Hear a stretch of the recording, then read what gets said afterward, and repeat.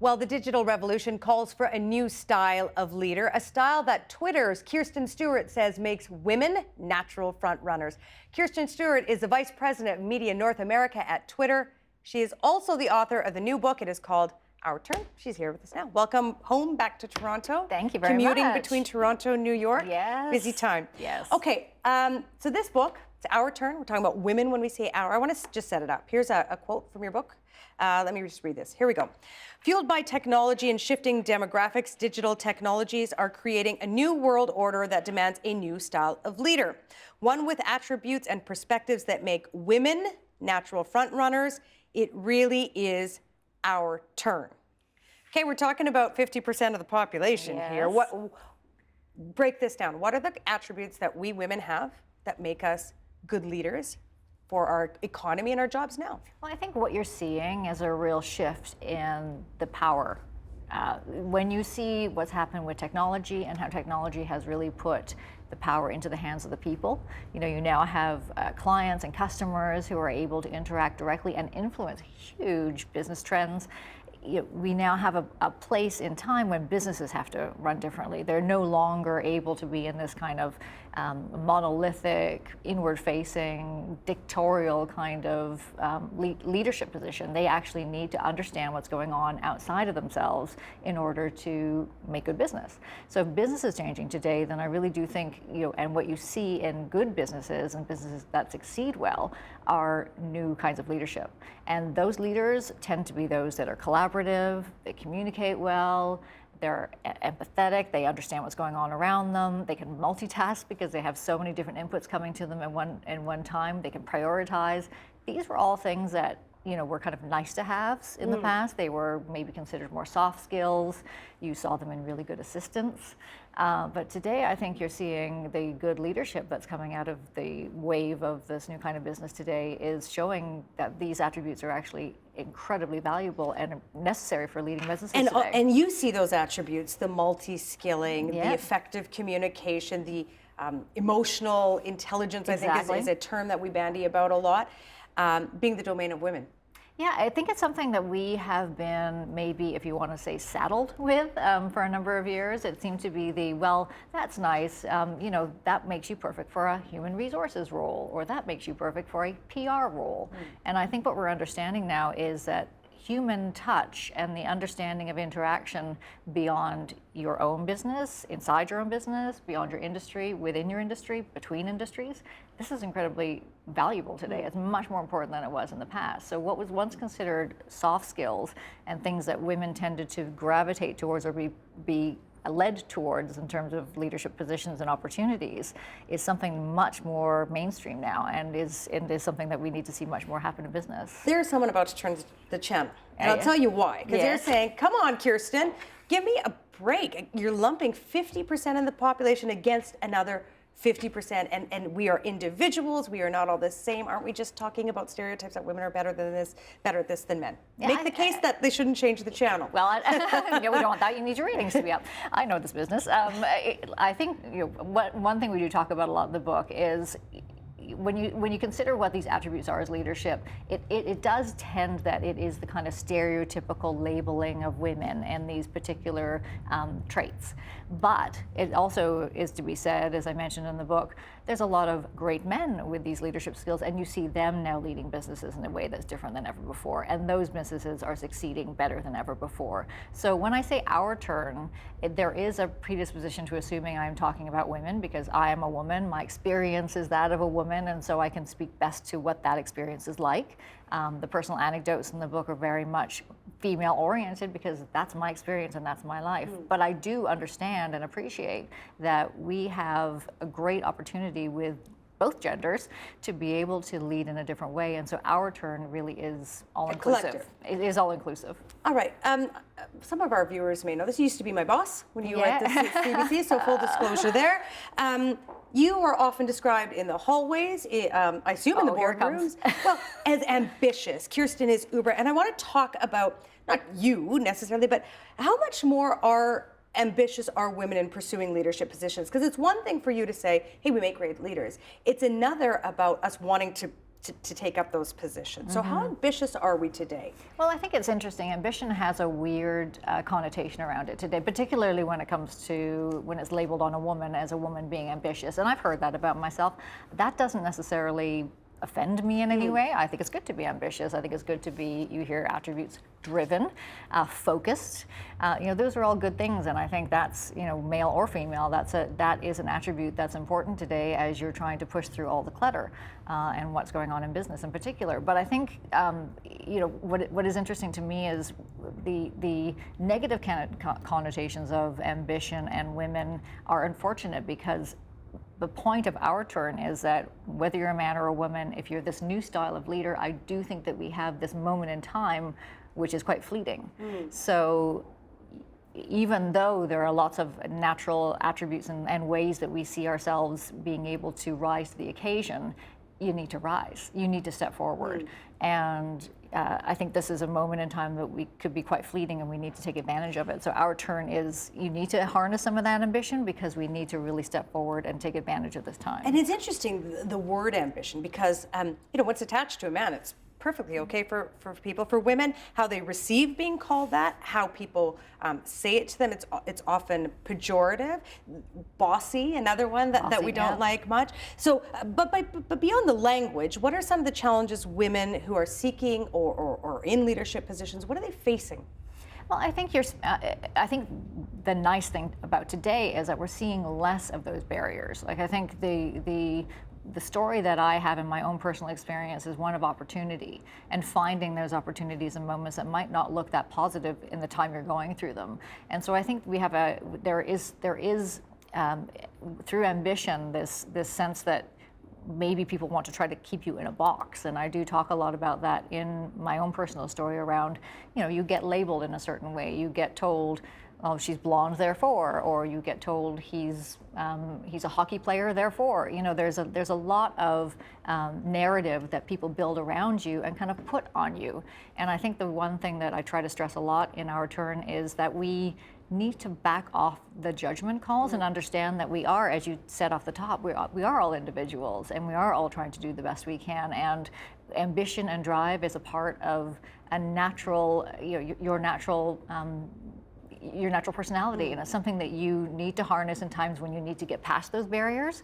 But I think we're in a time right now where those barriers, that they're lowered a little bit, and so we do have this opportunity to kind of jump over them. I'm going on a little sidetrack here because it's a personal bugaboo of mine, but you talk about it in your book, and this is children. Yes. Your mom? Yes. I got 3 little ones, and I always say, when I used to get into the elevator at work, people would talk to me about journalism and a story that I did. It was great, it was terrible, whatever. And when I get in an elevator now, people always ask me, how's the kids? And the motivation isn't bad.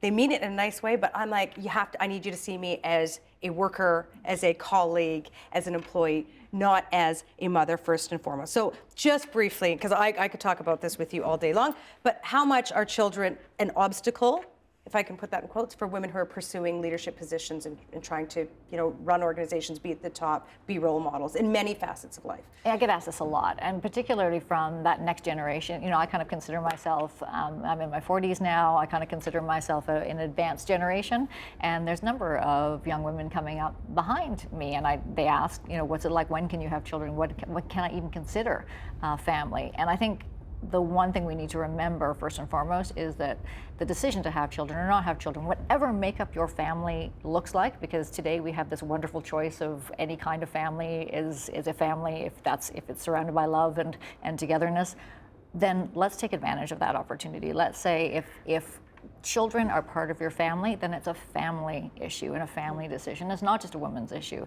I do take issue in the book. We talk a bit about how there's a trend right now to support, which is great, things like delaying childbearing years for women. There are companies now that will help through their HR department fund the freezing of your eggs, so that you can delay and maybe time things.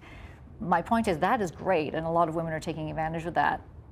What is the incentive for the men to similarly delay having children in their family? Because ultimately it affects the household as a whole.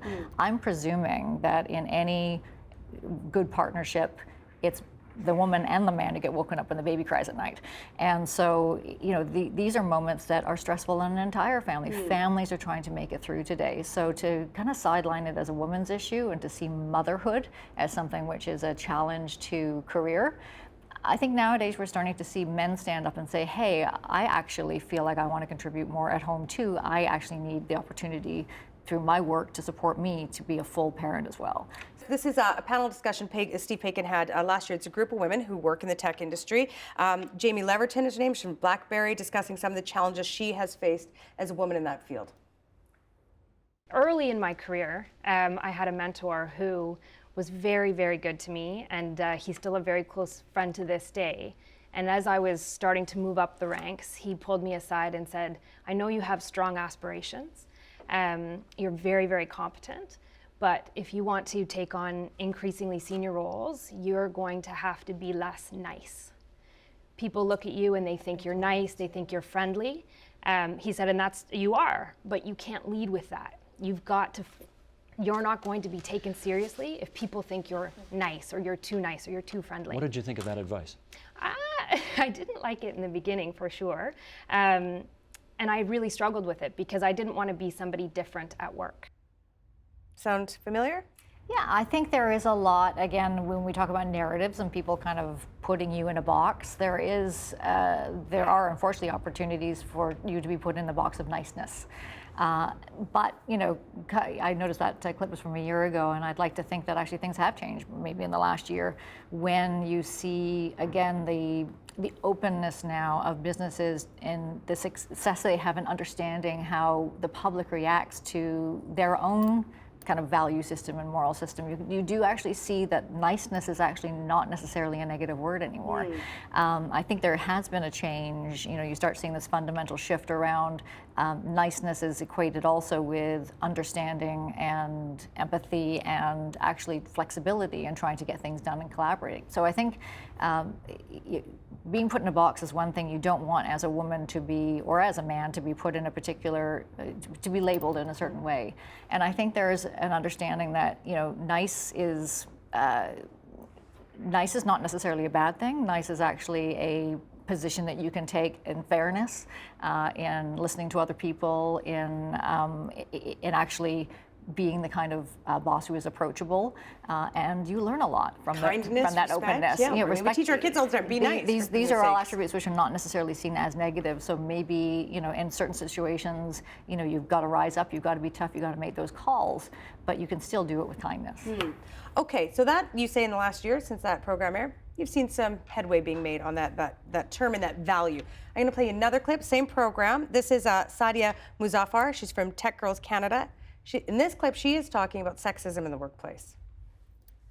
There's a huge bystander culture in technology where everybody sees these things happening. So there is the passive side of, just bias and discrimination. But there's a very pronounced active side where there is harassment. And we don't have enough buy-in from the top down to say, we will not tolerate this. There isn't enough of a culture of accountability where you can call somebody out. Just because there's a policy that HR has somewhere in a manual doesn't mean that it gets implemented in the trenches like that. Okay, speaking of things that have changed in the last year, big conversation in this country about misogyny, about women's place in many things, work. Is she, the old boys club, it's still around. Is she right, what she says there? I think there is still an old boys club. I think that old boys club, when we talk again about the fact that our turn reflects a moment in time and it's our opportunity to step up, it's our opportunity to step up because old habits die hard. It's very easy, unfortunately. I talk very optimistically about this new world in which, we have new opportunities and new openness to different forms and styles of leadership, but that takes effort and it takes exercising that muscle on an ongoing basis. There were times in which I've been responsible for diversity positions at places that I've led, and it's really obvious to me that it's not just good enough to check off a box. You really do need to actively understand that this is something that, unfortunately, human nature busyness, for whatever reason, people fall back on old habits very easily. It's a constant muscle that you need to exercise, so that you're reminding yourself how important diversity is, whether it's any kind of diversity, because there is a benefit overall Okay, to but a we're not company. talking about diversity, we're talking about misogyny. Yes, yeah. Well, but I think diversity offsets misogyny. Like, I think the opportunities that you have, because she says in that clip, and I like Sadia very much. We're good Twitter friends, and she says it has to come from the top. And I think the more you see diversity in all forms of leadership, then suddenly someone who looks like you is sitting at the top, and someone who looks like me is sitting at the top, and someone who looks very different from the kinds of leaders that we had, who understands, because we've gone through these challenges ourselves. It does kind of lead to a different kind of openness and a way of doing business, but it takes time and it takes constant work to make sure that that is driven down. Okay, I'm sitting across from you. We have to go there. We're going to go there, and that is, you were the VP of English Services at CBC. Time when Jian Ghomeshi, right, former host of Q now, we all know the story, was there. I have questioned what you knew. Mm-hmm. When you knew it, why I have questioned that. We all have internally. There have been questions on the outside. I don't. You've answered the question about what you knew when. But what do you say to people who would say to you, Kirstine, there you were at the helm. Here you are, book all about women's leadership and what needs to change. How'd you not know? What would you do differently?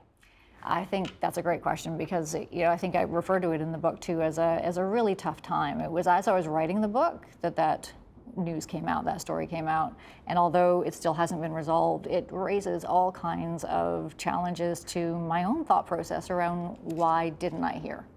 And I also understand, because unfortunately in my own ways I've experienced the life of a woman who has been too afraid to come forward. Particularly in the media business. It's not just in television, unfortunately, or radio. It's in news. It's a whole bunch of businesses which are incredibly transient. There's this feeling that you're lucky to have the job you have, and so you don't step forward. So in as much as I would hope that someone like myself, and there were a number of female leaders across the company, that there would be a sense of openness, come to us, come talk to us. And there were other challenges, and there's been challenges in my entire career which I've had to help people through. To not know about this one was devastating, and I think reminds me of how difficult it is for people to come forward, because even when seeing someone like myself there, they didn't feel like they could. And I think that's incredibly sad, but it is a reminder that how difficult it is today for people to come forward, and how good it is now that there are actually opportunities for them to come forward, because things like technology and the kinds of platforms that even I work on today actually lend individuals a voice that they never had, so they can actually start to come forward, So which you think is things have incredibly changed in the last interesting. year, not just at the CBC, but in the conversation that we're having? Well, in I this think country? just look at what's happening in terms of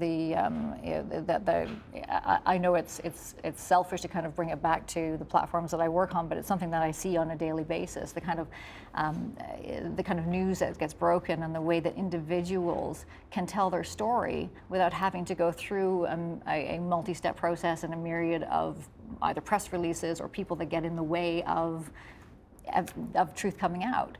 And so to be at a place that lends people that voice is incredibly satisfying to me. I see it on a daily basis, and if that in any way those kind of movements can help people get more truth and get more justice, I think that's a good thing, right? Like this is the hope for the future, is that technology in whatever form can give people a stronger voice and to be heard. I don't think this was the case even 5 years ago. We got to round out our conversation. But I want to say this to you. I'm sitting here, I'm looking at you, and I'm going to just describe you. Youngish. Ish. Age ain't nothing but a number, okay? Blonde, petite, attractive. There are women sitting there saying, I'm not you, I don't look like you. Women of color, women of different body types, women who aren't type A personalities. And they're sitting there saying, it's your turn, Kirstine. When's it our turn? What do you say to them? I think that's a great point, and I think as much as I can say I've had my challenges, I also know I am married to a man of color. I have a daughter who is the size that she is and enjoys the size that she is. I love being surrounded by people of all different kinds, because it reminds you daily. And I think the one thing that we try to emphasize in the book is you are successful when you feel you are successful. There's so much pressure on women today to mark their success as being a president or a CEO. I'm not president or CEO presently, but I feel incredibly successful at what I do. And I think we have to take the power back in the designation of what success looks like. Because if you own it and if you decide that, hey, this is where I'm happy right now and I am doing a great job, I'm leading this project and nobody could do this project the way I'm doing it, you know, more power to you. I was at an event that kind of spurred the rationale for actually coming up with the book, and I was speaking to a group of women at Rotman and talking about my own experiences, and I said, look, these are my own experiences. Everyone has their own path. And at the end, a young woman came up to me and said, yeah, that's great, Kirstine, but you're the boss. So what about me? And I talked to her a bit about what her own experience was, and she is a researcher who is working with a bunch of guys in sales. So only female, only person not in sales as part of a group, and it's a team. And her job every week was to, they would ask questions around a table and she would answer them. She'd give them the data that they needed to do their job. And so I said to her, you sound like you do something incredibly valuable actually in what it is you're contributing to that group.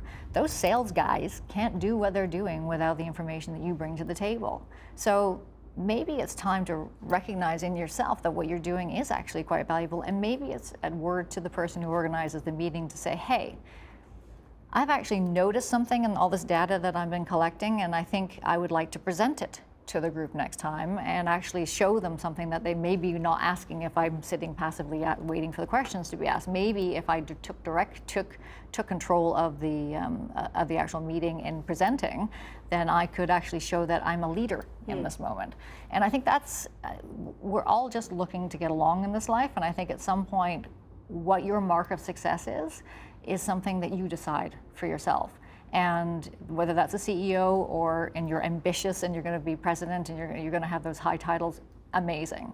But it takes all kinds to run this world, and I think it takes all of us to feel satisfied in what it is we're doing, and I think success can be had at any level, and I think we should enjoy that in the moment that we have it. There have been many books kind of attempting to talk about this, the lean-ins, the lean-outs, we can't have it all, we can't have it all. Nice to see a Canadian version of, not of that, but a Canadian approach. Canadian story. Thank you. No, thank you. Great talking to you. Help TVO create a better world through the power of learning. Visit supporttvo.org and make a tax-deductible donation today.